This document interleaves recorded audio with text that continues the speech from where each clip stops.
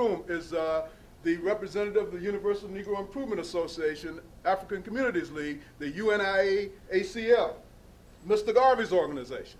And he is a member of the movement to bring back black and the Nationalist Black Leadership Coalition. In fact, at our founding convention in Kernersville, about 15 organizations expressed solidarity with the movement to bring back black and the creation of the Nationalist Black Leadership Coalition. We just have to formalize what those relationships and how they will work and what kind of organizational membership in the NBLC will look like and how will we relate to each other. But I can tell you right now that the initiatives that Brother Kenyama is doing with the 10-10-50 and the African Community Centers and the operation, I've been advocating that in South Florida ever since we met last. Us old people had no use for hip hop and that kind of stuff, primarily because of the language that they use and the fact they were putting black women down, you see.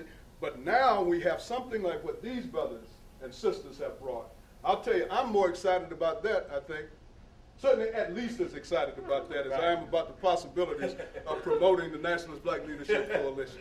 Right? So having said that, I'm going to yield the floor to Brother Akbar. All right. African Communities Center for Unity and Self-Determination. And I called Hakima to ask if I could express my solidarity with the movement. And Brother Hakima said, yeah. And you said, well, Akbar, you're an adult. Why do you have to call Hakima to get his permission to express solidarity? Well, I didn't go there as a representative of the African Community Center, so I felt it only proper that I get permission to express our solidarity, not Akbar's, but our solidarity with this movement. I also, when I went to that movement, I joked earlier that I pawned my PA system to get there. And I did, because I wanted to be part of a moment in history. I've missed several moments. I missed the moment when Hosea went to Forsyth County to march on the Klan. And I missed it because I was in rehearsal with Hosea's daughter, and Hosea's daughter, her name is Elizabeth Omalani, came to rehearsal and said, you know, my father just got run out of Forsyth County and he's gonna go back. And she asked who wants to go. And I said, don't we get tired of marching? You know, why are we going there? Let's leave those white people alone. So I stayed in Atlanta while 25,000 people went to Forsyth County to show people that Hosea was not alone. Okay, so having missed that moment, I would not miss the moment of the Million Man March, okay? I had to be there, and would not miss the moment of the Millions More movement, okay? And so when the opportunity to come to be at the birthing conference for the Nationalist Black Leadership Coalition, I myself did not want to miss that opportunity, but I also didn't want to go just to be a part of the show.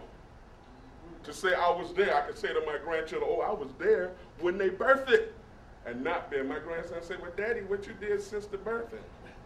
And I not be able to say anything. So I can say to my grandson, I asked for an assignment, and I was given an assignment. And that assignment was to be a part of the membership committee. I already got that above my computer, so why am I saying, let us shoot for 10 and 25 and 100? You know what I'm saying?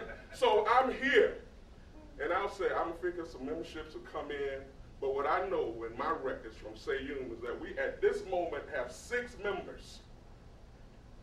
All this beautiful dialogue, all these passionate speeches and pleas and supports of unity that I've heard, we have 6 members.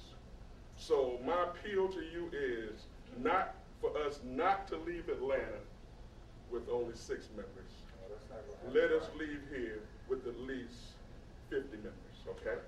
And so I'm not going to sit here and say, can I get 1, can I get 2, can I get 3? The ball is in your court.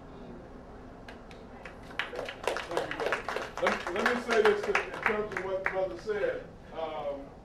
First of all, I believe in possibility thinking. All right? I'm a fan of Lester Motivator Brown. Let's pray.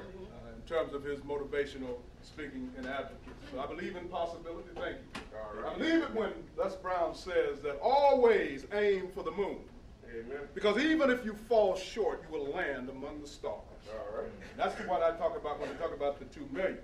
It's not so much that I'm so old and senile that I, want to believe in the impossible. It's that I just don't believe that anything is impossible. All right. We are all capable of doing whatever we set our hearts and minds to do. And we are creatures of the universe, and the universe operates through us.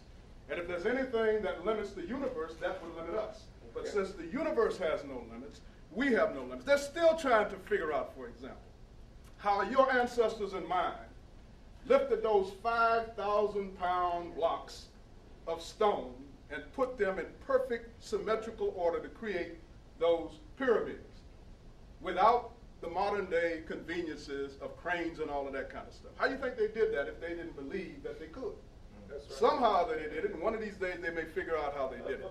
But the issue for us is to do what needs to be done to the best of our respective abilities to do that.